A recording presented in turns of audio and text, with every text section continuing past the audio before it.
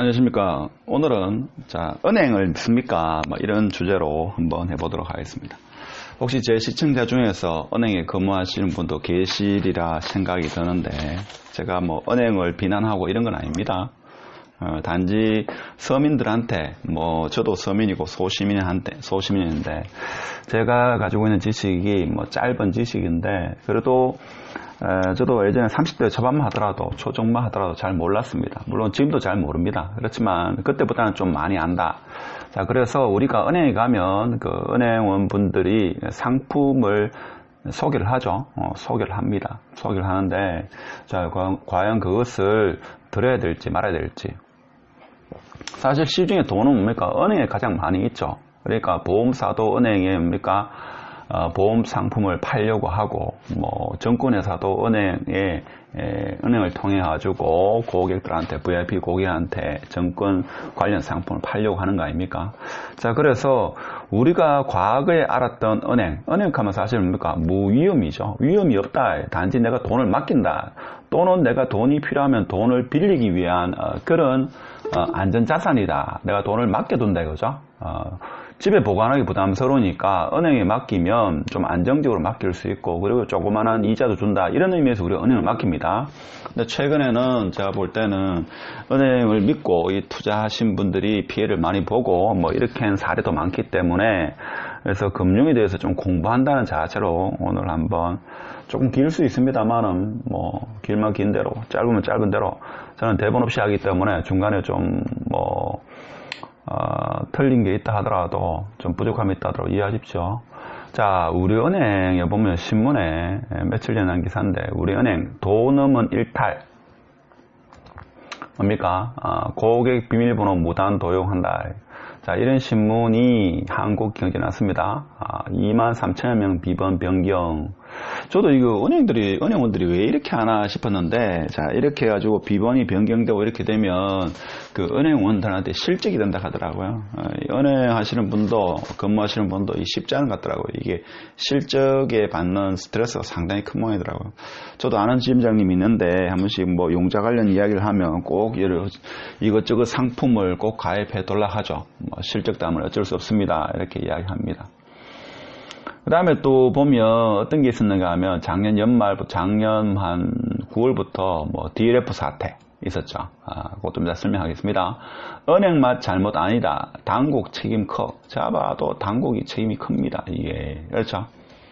규제 완화 그런 일환으로 이 은행에서 DLF 판매된 걸로 알고 있는데, 제가 볼 땐 규제를 완화하더라도 이 은행 서민들이 은행에 대한 인식이 아직까지 안전한 곳이다 이렇게 생각하고 있기 때문에, 은행에서 리스크가 있는, 즉 위험이 있는 상품을 판다는 것은 제가 볼 때는 이건 규제 완화, 경기를 살리는 이런 측면에서 규제를 완화하는 것도 좋지만, 서민들이 은행에 대한, 금융에 대한 지식이 좀 부족하기 때문에 은행은 안전한 곳이다 이렇게 알고 있기 때문에, 은행에 어떤 위험이 있는 상품을 파는 것은 제가 볼 땐 자제를 해야 된다고 저는 봅니다. 그래서 당국의 책임이 크다라는 이런 기사도 있죠. 그 다음에 DLF 근본 원인 금감원 감독 소홀하고 있다.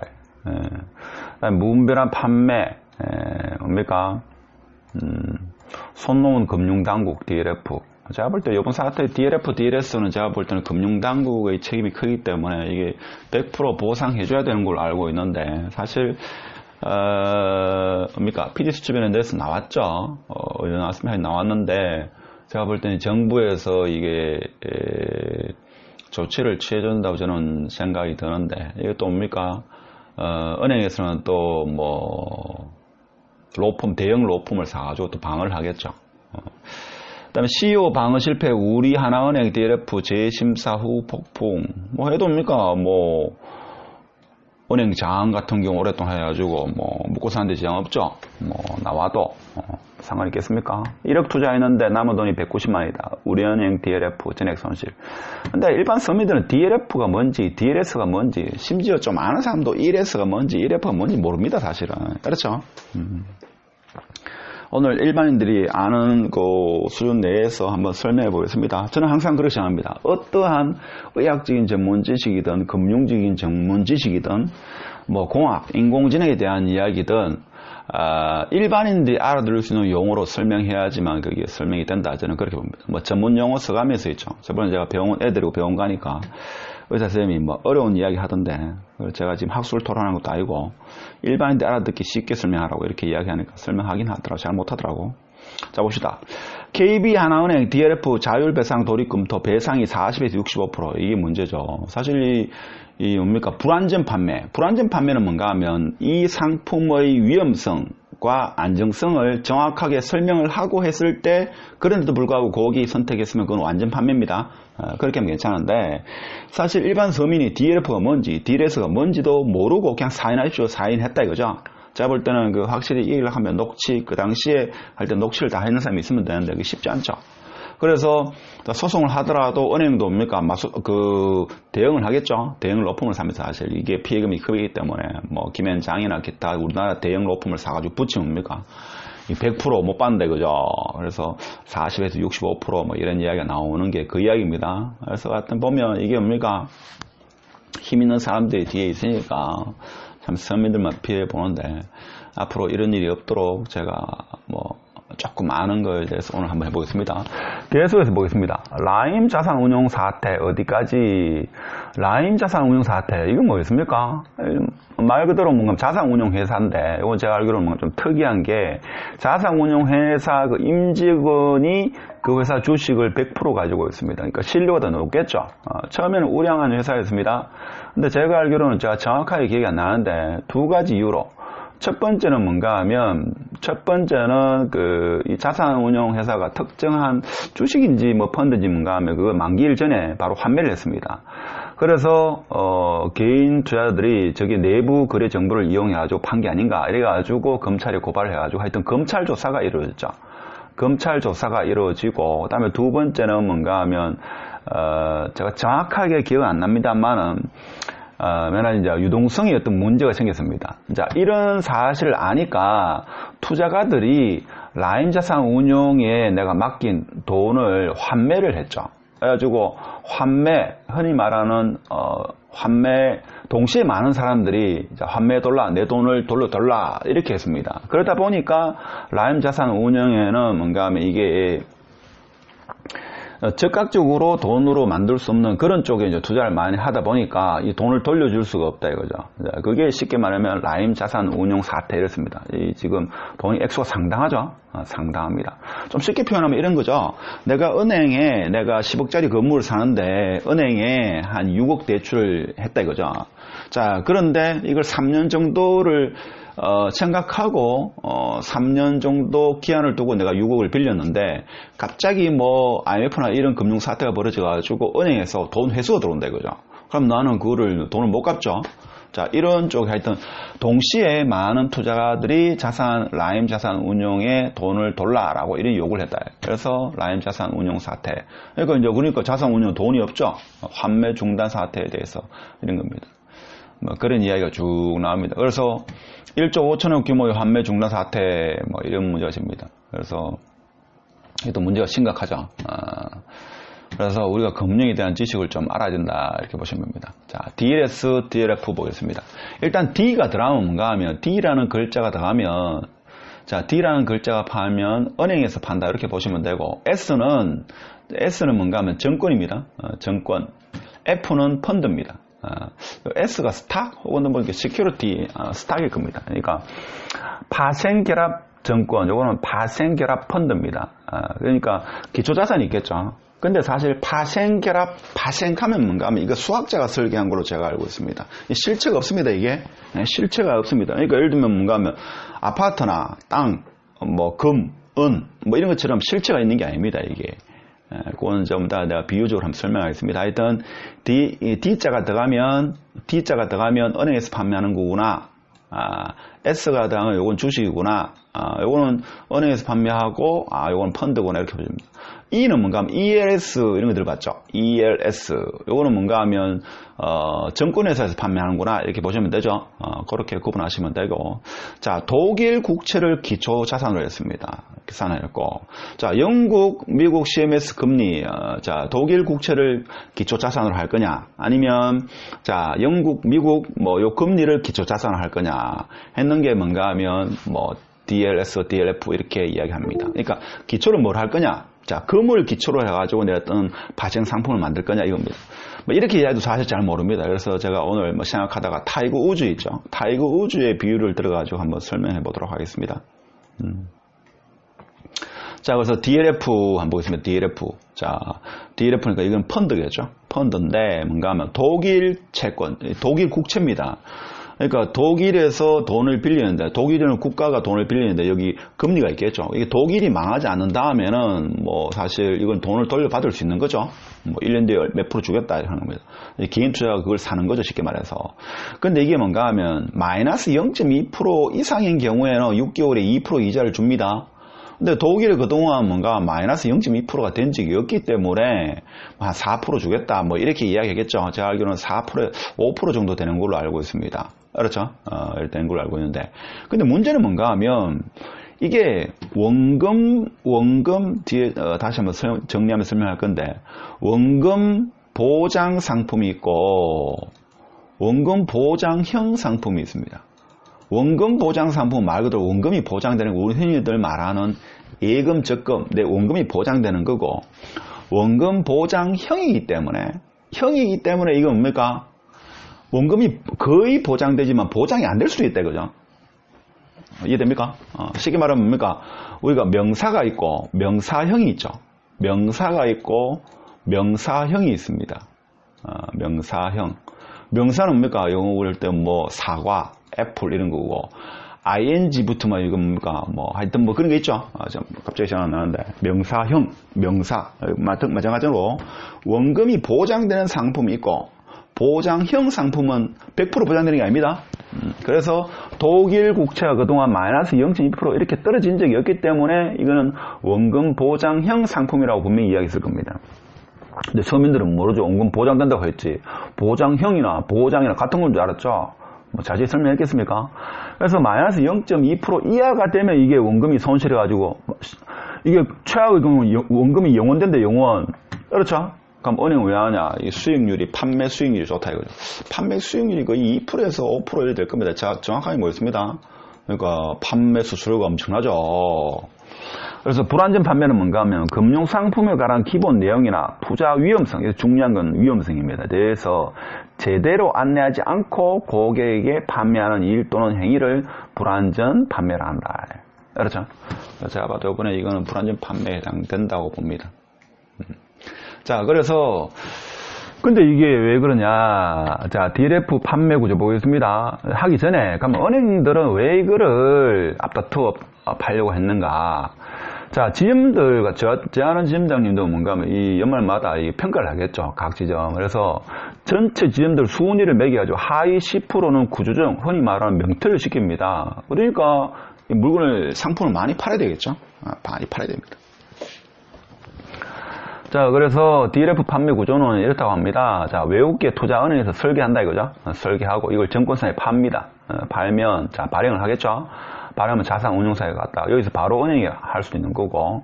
자, 그래서 은행에서 판다. 입니다. 근데 핵심은 제가 알기로는 뭔가 하면 이게 외국계 투자기업 설계를 하는데, 제가 이거는 뭐 수학 관련 책을 좀 보다가 했는데, 우리나라에는 수학과 나오면 뭡니까? 수학과 나와가지고, 서울대 수학과 나와가지고, 뭐 강남에 학원 강사 하시는 분이 많겠죠. 물론 안 그런 분도 계시지만 수학자도 연구하시는 분 계시지만 미국 같은 경우는 뭔가 뭐 금융기관에 들어가가지고 이런 금융 상품을 설계하는 걸로 알고 있습니다. 그렇죠. 자, 이 사람들이 설계하기 때문에 뭡니까? 손해보는 설계는 안 하겠죠. 하겠습니까? 제가 볼 때는 절대 금융 상품은 손해보는 설계를 거의 하지 않는다. 그렇죠. 자, 이렇다고 보고 자, 지금까지의 설명도 좀 이해가 안 될 겁니다. 일단 전체적인 내용을 보고 제가 비유적으로 좀 더 쉽게 설명하겠습니다. 자, 어찌됐든 간에 은행들은 장사를 잘했다. 왜? 선취 수수료가 어마무지하다 이거죠. 그러니까 자, 2019년 8일 7일자를 보면 자, 우리은행에서 판매한 DLF는 6,749억 원, 판매 수수료가 69억입니다. 하나은행에서 판매하는 것은 1조 2천억입니다. 1조 2천억인데 판매 수수료가 119억이다. 자, 과거 사례를 한번 보겠습니다. 과거 불안전 판매로 논란이 됐던 우리 파워인 컴퍼니 사건은 배상 비율이 40%였다. 지금도 뭡니까? 자, 개인들이, 저도 보면 막 가슴이 아픈데, 뭡니까, TV에 나와가지고, 특히 뭡니까, 뭐 30년 동안 뭡니까, 남무집에 가지고 일을 오랫동안 해가지고, 자기 자녀 결혼할 때 뭡니까, 도와주려고 했던 그 돈을 뭐 6개월 동안 맡겼는데, 지금 거의 손실 나가지고, 참, 그런 거 보면 참 안타깝죠. 우리 파워앤컴퍼니는 복잡한 구조화 채권에 투자하는 고위험 발생 상품으로 손실 가능성이 없다는 은행 말에 개인 투자자 2,300명이 1,700억 상당을 투자했던 2011년도 11월 만기 때 투자금 중 97%가 손실났습니다. 이런 일이 있었습니다. 이런 일이 있었는데도 불구하고 은행이 또 하고 있죠. 그러니까 제가 볼 때는 이걸 좀 강력하게 규제를 해야 됩니다. 강력하게. 그러니까 이 강력하게 2011년도에 이런 97% 손해봐가지고 2,300명이 1,700억 상당을 97% 손해가면 이게 얼마입니까 도대체? 당시 분조익하면 분쟁조정위원회는 은행의 불완전 책임이 있다며 투자금의 50%를 배상하는 결정했다. 이후 대법원은 배상 비율을 투자금의 20에서 40%로 정했다. 예를 들면 뭡니까? 자, 그 은행에서는 뭡니까? 대형 로펌, 힘 있는 로펌을 사가지고 또 대응하겠죠. 자, 그래서 법원은 은행 직원들이 펀드 구조도 제대로 모른 채 상품을 판매했다고 판단되지만 상품 내용과 손익 구조를 신중히 검토했어야 한다며 투자자에게도 책임이 있다. 이거든. 참. 그러니까 여러분이 좀 알아야 된다. 모르면 이제 죄다.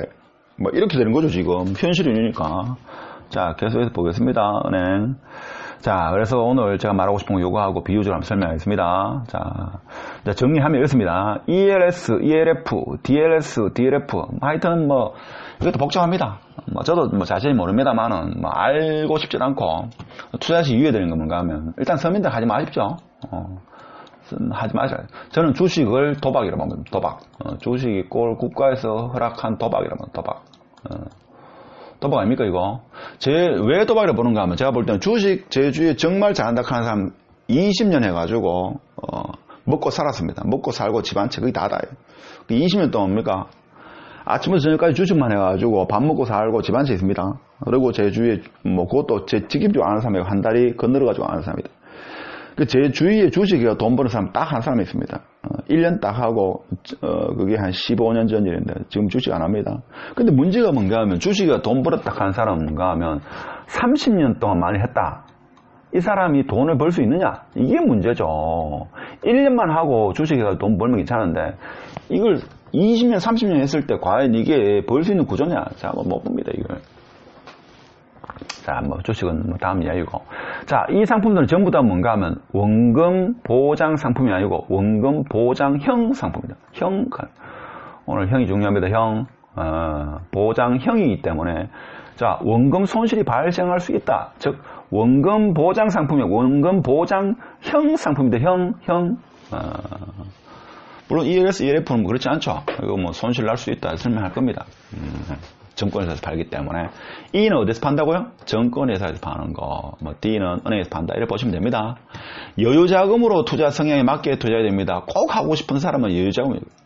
여유자금 말 그럽니까? 이 돈은 뭐 손실 좀 봐도 된다. 이런 이야기죠. 여유자금으로.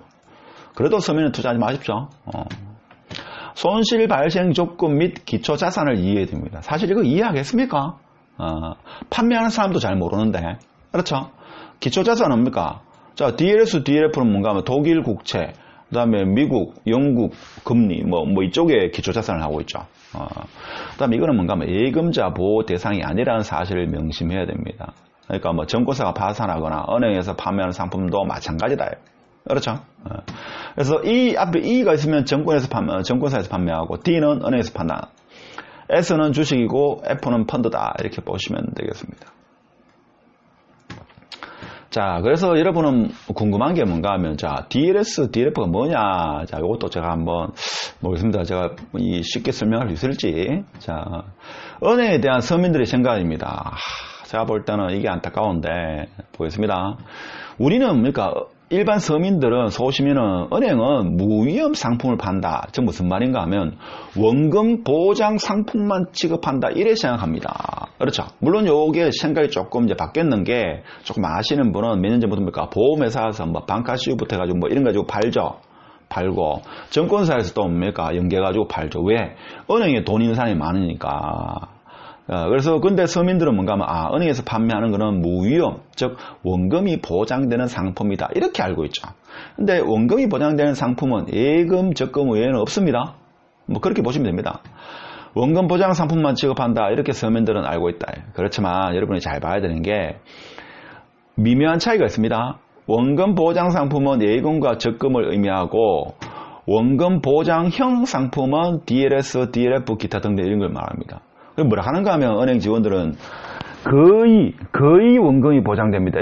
거의 이런 말 섞지 맙시다. 거의 원금이 보장된 말은 100% 보장되는 게 아니다 이거죠. 자, 그래서 오늘의 제가 핵심, 제가 설명을 잘할 수 있을지 모르겠는데. 자, ELS, ELF, DLS, DLF, 이건 뭔가 하면 실체가 없는 파생 상품이다. 파생 상품은 실체가 없습니다.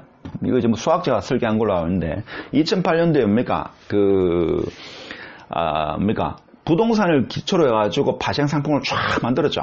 그 첫 번째 만든 거는 부동산이라는 대출을 이용해가지고 만든 채권이죠. 그거는 부동산이라는 실체가 있습니다. 그 다음부터 만들어지는 거는 실체가 없습니다. 자, 실체가 없다면 뭔가, 예를 들면 부동산, 금, 은, 뭐 달러, 그다음 또 뭐 있습니까? 뭐 텅스텐, 뭐 구리, 이런 건 실체가 있죠. 실체가 있습니다. 근데 파생 상품은 보통 실체가 없다. 이거 보죠. 자, 비유를 제가 이렇게 해보겠습니다. 타이거 우즈. 자, 타이거 우즈입니다. 타이거 우즈는 다들 무슨 삶 알죠? 자, 이 사람이 골프 선수, 가장 잘 친다는 골프 선수입니다. 자, 근데 타이거 우즈가 보통 한 라운드를 뛰면 정확하게 제가 몇 타 치는지 모르겠습니다. 보통 70에서 한 80타 이렇게 친다고 봅시다. 잘 친다. 세상 제일 잘 친다 이거죠. 잘 친다.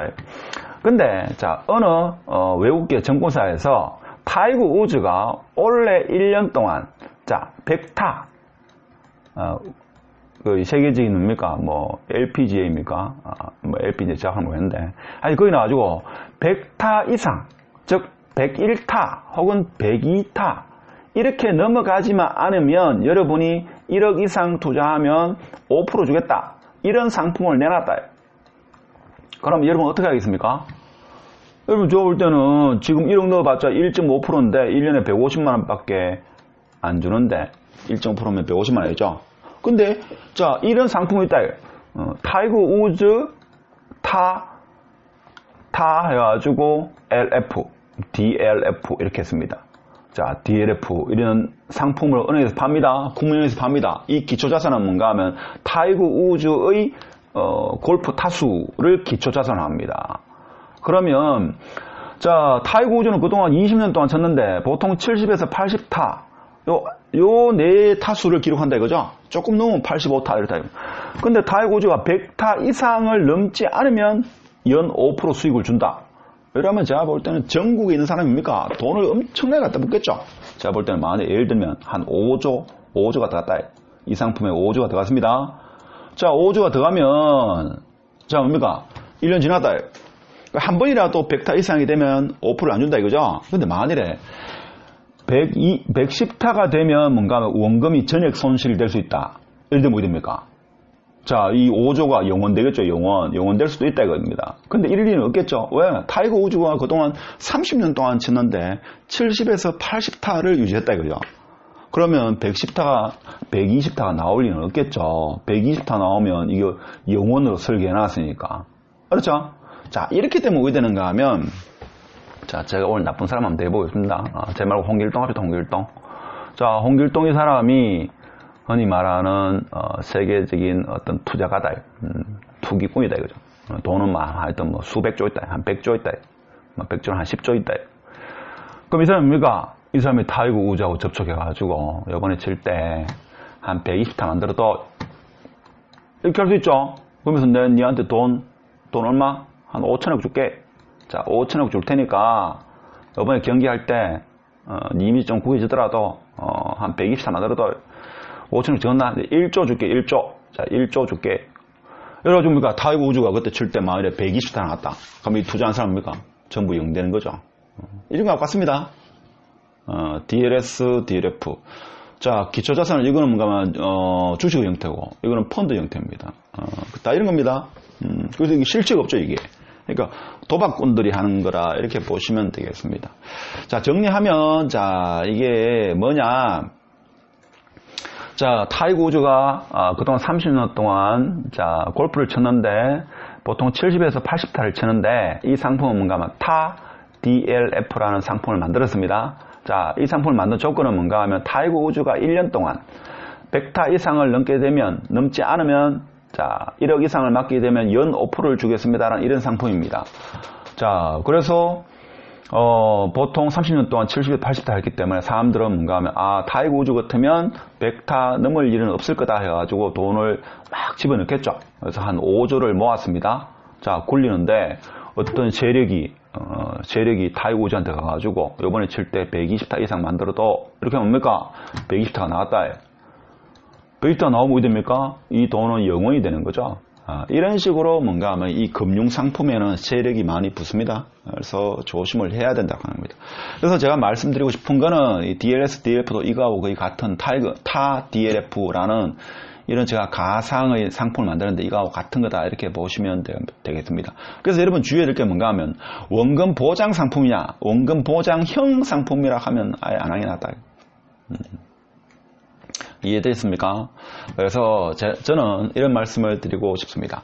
은행에서 믿을 수 있는 사실은 세 가지다. 세 가지. 이건 어제까지 제 개인적인 생각입니다. 자, 융자, 흔히 말하는 대출, 빚을 갚지 않으면 나의 재산을 처분한다. 누가? 은행이 처분한다. 그렇죠? 그것은 은행과 나의 약속이니까. 그렇죠? 신용대출이든 담보대출이든 간에 나중에 내가 빚을 갚지 못하면, 특히 담보대출을 갚지 못하면 기한 이익 상실 뭐 어려운 용어 막 쓰는데 사인하락하죠. 빚 안 갚으면 안 됩니다. 하죠. 나중에 뭡니까? 인정사정 없죠. 나의 아파트를 뭡니까? 경매를 넣어가지고 돈을 회수해 가죠. 회수해 갑니다. 자, 이게 첫 번째 사실. 이건 팩트입니다. 자, 두 번째는 뭔가 하면 우리가 흔히 말하는 일반 적금, 금리, 예금 금리만 확정적이다. 나머지는 확정적인 거 세상에 있습니까? 확정적인 거 없습니다. 그래서 우리가 부동산도 예측을 못하고 제가 늘 말씀드리는 게 배워야 된다. 늘 공부하는 자세. 배우면 신앙이다. 이렇게 말하는 게 이 시시각각 달라지니까. 그 다음에 또 하나 말씀드리고 싶은 거는 원금과 이자가 5천만 원 이내에서만 보장된다. 은행이 파산하더라도 예금보험공사입니까? 거기서 5천만 원 이내, 이자까지 포함하는 겁니다. 5천만 원 이내에서만 보장된다. 이게 제가 알기로는 지점당 그런 거로 있습니다. 그러니까 A 지점, B 지점, 각 지점당 5천만 원으로 알고 있습니다. 그럼 이것도 좀 더 디테일한 거는 지점마다 이제는 은행에 물어보시면 알 겁니다. 하여튼 이 세 가지 외에는 제가 은행에서 믿을 수 있는 거는 팩트는 없다. 저는 그렇게 생각합니다. 그래서 제가 볼 때는 그런 파생 상품에 투자하느니 차라리 제가 볼 때는 금이나 달러에 투자하시는 게 오히려 더 안정적입니다. 달러 같은 경우에도 뭔가 꼭 투자하고 싶으면 달러 외국 외화 통장, 달러 통장 만들어 가지고 거기에 한 1억치 사놨다가 한 6개월 지나가지고 오르면 팔고, 자, 이게 더 안정적입니다. 금은 많이 올랐으니까. 하여튼 이게 제가 볼 때는 더 안정적이다 이런 말씀을 드리고 싶고, 나는 골치 아프다, 머리 아프다 하면 그냥 적금 예금 하시고 그 돈으로 모르면 소고기 사 먹자 하는 게 오늘 결론입니다. 소고기 사 먹자, 모르면 소고기 사 먹자. 그게 잘 나왔습니다. 여러분 생각 어떻습니까? 모르면 제가 볼 때는 소고기 사 먹는 게 나왔습니다. 뭐 국채 뭐 안전하다 하지만 독일, 뭐 일본, 전 세계에서 어떻게 보면 안전한 국채는 어떻습니까? 뭐 미국, 독일, 영국, 일본, 프랑스 이 정도죠. 그렇지만 뭐 그 나라도 어디 될지 모릅니다. 그렇죠. 그래서 하여튼 오늘 은행에 대해서 조금 알아봤는데, 혹시 은행에 근무하시는 분이 계시더라도 뭐 제 말이 영 틀린 건 아닐 겁니다. 그래서 좀 섭섭한 말을 했다 하더라도 이해하시고, 제가 볼 때는 저는 이렇게 생각합니다. 융자 갚지 않으면 재산 처분하고, 적금금리, 예금금리만 확정적이다. 원금 이자 5천만 원 이내에서만 보장한다. 아주 공부를 많이 하시고 파생상품에 투자하는 거는 뭐 본인 판단이지만, 그렇지 않고서는 제가 볼 때는 안정적인데 투자하시라, 이런 말씀을 드리고 싶습니다. 오늘 영상이 좀 많이 길었는데, 하여튼 오늘 영상 끝까지 시청해 주셔서 감사드리고 영상 마치도록 하겠습니다. 예, 감사합니다.